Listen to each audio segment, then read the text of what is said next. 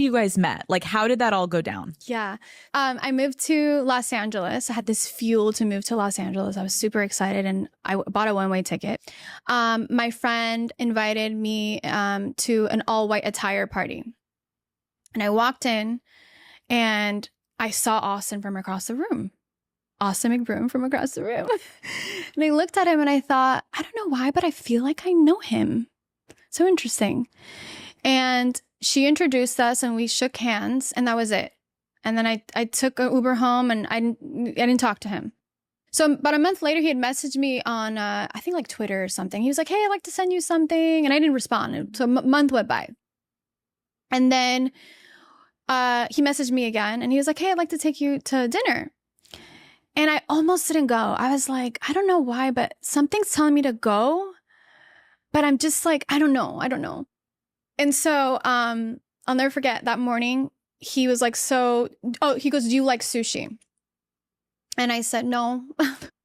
He's like, okay, well, me neither, but I got us a reservation at Nobu Malibu. And I said, okay, that's nice. Like in my head, I'd never been there before, so I'll go.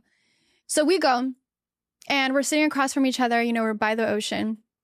And we're talking. He was asking me a lot of questions about me. I thought that was really nice. He's a young college student. It was like he was going into senior year of college, playing D1 basketball. And he's talking. And all of a sudden, like, I just don't hear anything.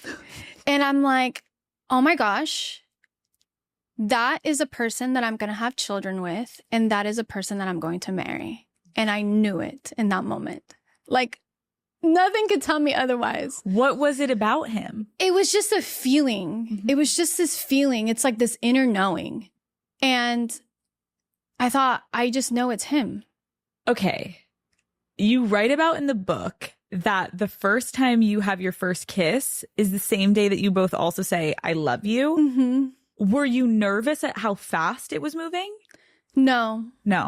Why? Because it was just meant to be. I saw this thing recently. I don't know who said this. I'll find out and let everyone know. But she said, when you meet the one or when you meet someone that you're meant to be with, you skip the dating phase. So it's like we just went from like meeting each other to being like we're married kind of thing. You know what I mean? Who said I love you first? He said it first. Did you say it back immediately? Immediately. And so it didn't freak you out at all. You didn't feel like it was like love bomby at all. You were just like, this is it. This is it. If you had to pinpoint it back then, what do you think was different about Austin compared to all the other guys that you had dated? Well, one, he doesn't care what anybody thinks. And I find that so attractive. And I feel like that's like my inner self is like, I don't give a shit what anyone thinks. But he was like that person for us in our dynamic, taught me a lot. I also think, he's very, he's just very motivated. He's a very motivated person. And I was just so attracted to the fact that he was so free with himself. And I never met anyone like that. Actually, the only person that I know close to him is my brother. And I always said, oh my God, you and my brother need to meet because you guys are so much alike. How soon into your relationship did you get pregnant? Like 2 months.